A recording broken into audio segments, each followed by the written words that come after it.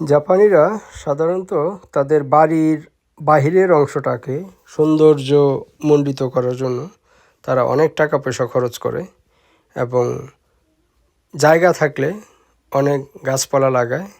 গাছে কত সুন্দর করলা ধরে আছে, অর্থাৎ এই বাড়ির মালিক অন্য যে ফুলের গাছ রয়েছে এটাতে সিজনাল সবজি যেটা হয়, উনি করলা গাছ রোপণ করেছেন রাস্তার পাশে এবং কত বড় বড় করলা ধরে পেকে আছে বা নষ্ট হয়ে যাচ্ছে, কিন্তু নিয়ে খায় না। তো এটা তারা অনেক বাড়িতেই এই দৃশ্যটা দেখা যায়। সাধারণত সৌন্দর্যের জন্য এই কাজগুলো করে, কেউ কেউ সবজি সংগ্রহ করে খাবার হিসেবে গ্রহণ করে। তো প্রত্যেকটা বাড়িতেই আমি যদি সামনের দু একটা বাড়িতে দেখাই, এই গাছগুলোকে কাটছাট করে খুব সুন্দর করে সাজানো গোছানো করে রাখা আছে।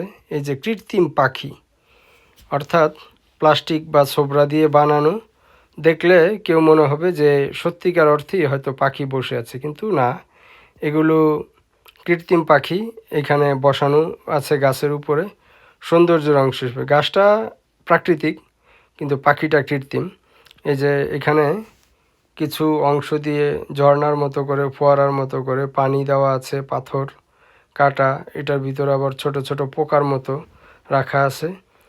এটা বাড়ির সামনের অংশ, দেখলে মনে হবে যে ছোটোখাটো একটা পার্কের মতো। মানে খুবই সৌন্দর্যপ্রিয় জাপানিরা, এবং এই সব কাজের জন্য তারা কোনো কৃপণতা করে না। যখন যেখানে যেটা ভালো মনে হয়, সুন্দর মনে হয়, সেইটাই নিজের পকেটে টাকা খরচ করে নিয়ে আসে এবং সাজিয়ে গুছিয়ে রাখার জন্য তারা চেষ্টা করে।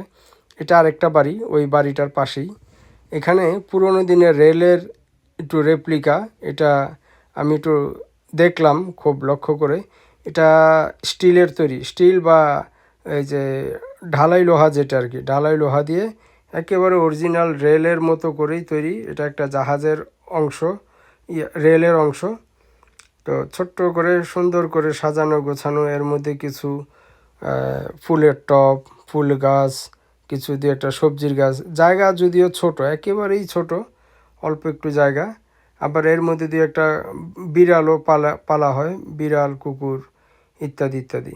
তো সব মিলে একটু ভিতরের অংশটা যদি কেউ খেয়াল করে, সারাদিনে মনে হয় রাস্তার সামনে দিয়ে 10 জন মানুষও যায় না, কিন্তু তারপরও এগুলোকে একবারে ধোয়া মোছা করে পরিষ্কার পরিচ্ছন্ন, কোনো ধুলোবালি নেই, খুব সুন্দর করে তারা বাড়ির সামনের অংশটাকে ডেকোরেট করার চেষ্টা করে, সাজায়। এবং যে কেউ দেখলে বলতে হবে যে না, বাড়ির মালিকের আসলে রুচির প্রশংসা করতেই হয়।